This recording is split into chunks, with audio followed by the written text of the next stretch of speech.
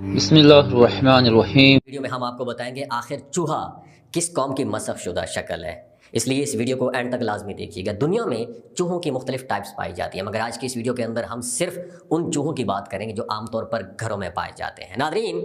چوہے مختلف چوہوں کے بارے میں مختلف قسم کے ہمارے ذہنوں میں سوال آتے ہیں کہ مذہب اسلام میں چوہوں کو مار ڈالنے کا حکم کیوں ہوا ہے؟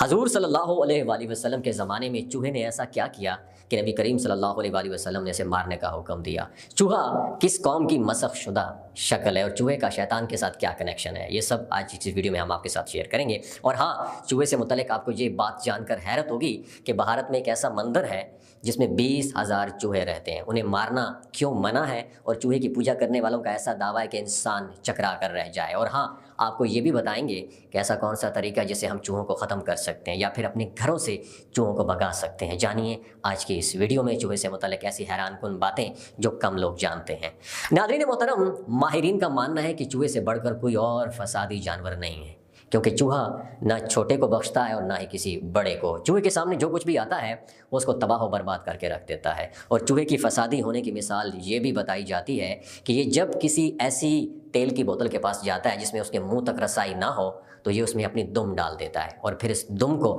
تر کر لیتا ہے۔ اور چوہے کے فسادی ہونے پر ہی اور پھر کیا کرتا ہے، یہ اس تیل کو چوس لیتا ہے اپنی دم کو، اور اس طرح یہ تمام تیل جو ہے نا ختم کر دیتا ہے۔ اور چوہے کی فسادی ہونے پر حضور صلی اللہ علیہ وآلہ وسلم نے اس کو قتل کرنے کا حکم دیا ہے، خواہ احرام کی صورت میں حرم شریف میں کیوں نہ ہو یا احرام کے بغیر، ہر حالت میں حضور صلی اللہ علیہ وآلہ وسلم نے اس کو مارنے کا حکم دیا ہے۔ اس کے علاوہ حضور صلی اللہ علیہ وآلہ وسلم نے سانپ اور بچھو وغیرہ کو قتل کرنے کا حکم دیا ہے کہ جس طرح چوہا فاسق اور فسادی جانور ہوتا ہے، اس طرح بچھو اور سانپ وغیرہ بھی فاسق اور فسادی جانور ہوتے ہیں۔ اور دوسری وجہ یہ بھی بیان کی جاتی ہے کہ چوہے نے حضرت نوح علیہ السلام کی کشتی جو تھی نا، اس کی رسی کاٹ دی تھی، اسی وجہ سے اس کو مارنے کا حکم دیا ہے۔ اور ابو بکر اپنی کتاب جو ہے اس میں احکام القرآن میں یزید بن ابی نعیم کی سند سے لکھا ہے کہ ایک رات حضور صلی اللہ علیہ وآلہ وسلم نیند سے بیدار ہوئے تو دیکھا کہ چوہے نے آپ صلی اللہ علیہ وآلہ وسلم کے گھر میں آگ لگانے کے لیے چراغ کی بتی اٹھا رکھی ہے، تو آپ صلی اللہ علیہ وسلم نے اس کو مار ڈالا۔ اور احرام والے اور احرام کے بغیر والے ہر شخص کو آپ صلی اللہ علیہ وآلہ وسلم نے چوہے کو مار ڈالنے کا حکم دیا ہے۔ اور سنن نبی داؤد میں ہے کہ ایک مرتبہ چوہے نے چراغ کی بتی جو ہے اپنے منہ میں لے لی اور اس کو لے کر حضور صلی اللہ علیہ وآلہ وسلم کے سامنے اس مصلی پر آ گیا جس پر آپ صلی اللہ علیہ وآلہ وسلم تشریف فرما تھے، اور وہ مصلی کا وہ حصہ جس میں آپ صلی اللہ علیہ وآلہ وسلم سجدہ کیا کرتے تھے وہ جل گیا۔ بلکہ امام حاکم نے اپنے حضرت ابن عباس رضی اللہ تعالیٰ عنہ سے یہ روایت بھی نقل کی ہے کہ ایک مرتبہ چوہے نے چراغ کی بتی اپنے منہ میں اٹھا لی تو ایک لونڈی اس کو جھٹکنے لگی، مگر آپ صلی اللہ علیہ وآلہ وسلم نے اس کو منع کر دیا، تو وہ چوہا وہ بتی لے کر آپ صلی اللہ علیہ وآلہ وسلم کے مصلی پر آ گیا اور اس میں چراغ بھی جل گیا اور تھوڑا سا مصلی بھی جل گیا۔ تو حضور صلی اللہ علیہ وسلم نے فرمایا کہ تم جب سونے کا ارادہ کر لو تو چراغ کو گل کر دو، یعنی اس کو بجھا دیا کرو، کیونکہ شیطان ان جیسوں کو اپنے کام کے لیے موٹیویٹ کرتا ہے تاکہ تم اس کو جلا دو۔ اور صحیح مسلم کی روایت ہے کہ حضور صلی اللہ علیہ وآلہ وسلم نے حکم دیا کہ سوتے وقت آگ بجھا دیا کرو۔ اس کی وجہ یہ بتائی کہ فسادی چوہے گھر میں آگ لگا کر گھر والوں کو جلانا چاہتے ہیں۔ لہٰذا یہ بھی جان لیجئے کہ بخاری اور مسلم شریف میں حضرت ابو ہریرہ رضی اللہ تعالیٰ عنہ سے روایت ہے کہ حضور صلی اللہ علیہ وآلہ وسلم نے ارشاد فرمایا کہ بنی اسرائیل کی ایک امت گم ہو گئی تھی، معلوم نہیں ہے کہ وہ کہاں ہیں، اور مجھے اس کے سوا اور کوئی بات نظر نہیں آتی کہ وہ لوگ یہی چوہے ہیں، انہوں نے مسخ ہو کر یہ شکل اختیار کر لی ہے۔ تم نہیں دیکھتے کہ جب ان کے سامنے اونٹنی کا دودھ رکھا جائے تو بنی اسرائیل کی طرح اس کو نہیں پیتے، اگر ان کے لیے بکری کا دودھ رکھا جائے تو وہ اسے گھٹا گھٹ پی لیتے ہیں، کیونکہ بنی اسرائیل پر اونٹ کا دودھ اور گوشت حرام تھا اور بکری کا دودھ اور گوشت حلال تھا۔ اس لیے ان چوہوں کا اونٹ کے دودھ سے اعتراض کرنا، یعنی اس کو نہ پینا، اور بکری کے دودھ گوشت کو کھا پی لینا، اس بات کی دلیل ہے کہ یہ چوہے بنی اسرائیل کی ہی قوم کی مسخ شدہ شکل ہے۔ حضرت ابو ہریرہ رضی اللہ تعالیٰ عنہ نے کہا کہ میں نے یہ حدیث کعب احبار رضی اللہ تعالیٰ عنہ کو سنائی تو انہوں نے کہا کیا تم نے رسول اللہ صلی اللہ علیہ وسلم سے سنا تھا؟ تو میں نے کہا ہاں۔ انہوں نے بار بار یہی سوال کیا تو میں نے کہا میں تو تورات پڑھتا ہوں کہ وہاں سے بیان کروں گا۔ اسحاق نے اپنی روایت میں کہا کہ ہم نہیں جانتے کہ ان کا کیا بنا، یہ چوہے اس قدر فسادی جانور ہے کہ اس نے حضرت نوح علیہ السلام کی کشتی کی رسی کو بھی کاٹنا چاہا تھا۔ حضرت نوح علیہ السلام نے جب 2 سال میں اپنی کشتی کو تیار فرمایا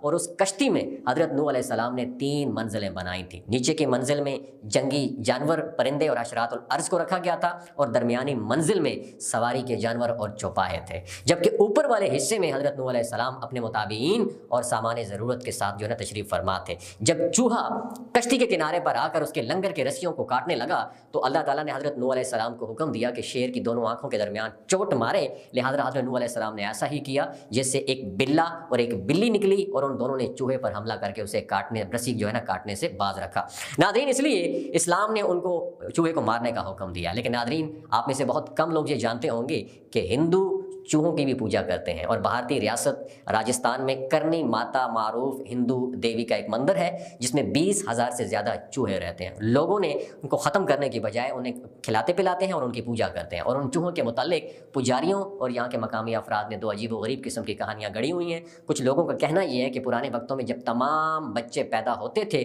تو وہ چوہے ہوتے تھے، اور انہی میں سے ہیں جو باقی بچ گئے ہیں۔ اور دوسری حیران کن کہانی یہ بتائی جاتی ہے کہ یہ 20,000 فوجی ہیں جو مندر کی حفاظت کے لیے ڈیٹیل کیے گئے ہیں، اور مندر میں چوہوں کی حفاظت اور شکاری جانور بلی وغیرہ اور پرندوں سے بچانے کے لیے جنگلے اور فینس اور جال وغیرہ بھی بنا رکھے ہیں۔ ان 20,000 چوہوں میں سے کچھ سفید رنگ کے چوہے بھی ہیں، اور پجاری ان سفید چوہوں کو خاص طور پر مقدس مانتے ہیں۔ ان کا کہنا ہے کہ یہ چوہے دراصل کرنی ماتا اور ان کے بیٹوں کا اوتار ہیں، اور چوہوں کو دیکھنا اور ان کی دیکھ بھال کرنا اپنے لیے باعث خیر و برکت بھی سمجھتے ہیں۔ جو شخص مندر میں پوجا کے لیے آتا ہے وہ ان چوہوں کے لیے دودھ، مٹھائیاں اور دیگر کھانے پینے کی اشیاء بھی لے کر جاتا ہے۔ لیکن دوستو یاد رکھیے،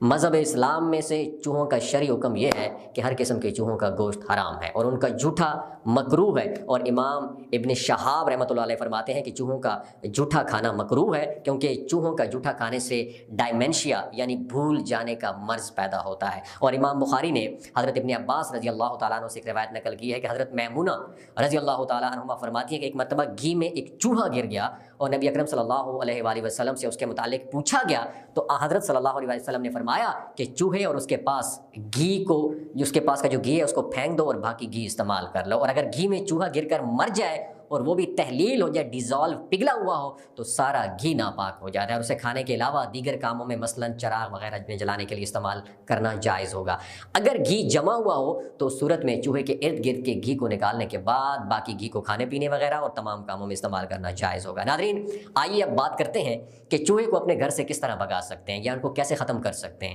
ماہرین حیوانات کا کہنا ہے اگر پیاز کو کوٹ کر